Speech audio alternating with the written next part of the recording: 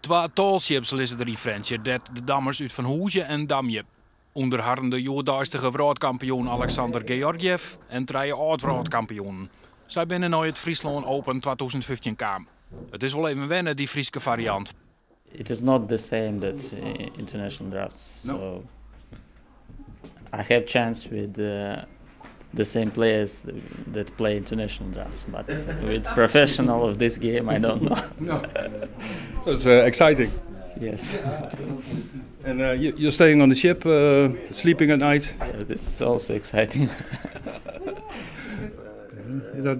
Ik jou me net voor elkaar, maar het is natuurlijk een oorspel. Dus het is mijn ervaring zal wel in het voordeel werden. Het is de eerste keer dat de internationale top van verschillende damvarianten in de Friese spelers spelen. Ja, dat is eigenlijk nog nooit eerder gehad op deze manier.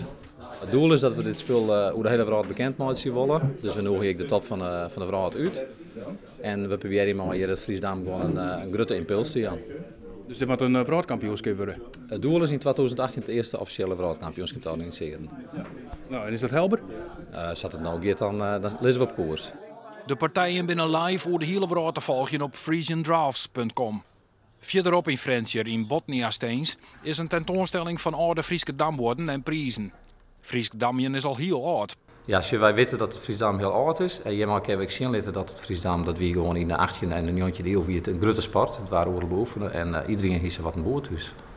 Er is correct ontdekt dat het oudste boot van Friesland, wat nou bekend is, van Santje Njontje, dat hier ligt.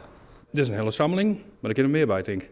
Ja, wij hopen natuurlijk dat mensen dit zien gaan en dat ze denken van hé, er lijkt nog ergens wat op zolder of er lijkt nog ergens in een kastje wat. En dat er misschien nog een andere boot of orenboten uit diezelfde periode van het lacht komen. Friesland Open is om te maar snijden. En de wedstrijd Georgiev-Dijkstra is woensdag de Rus.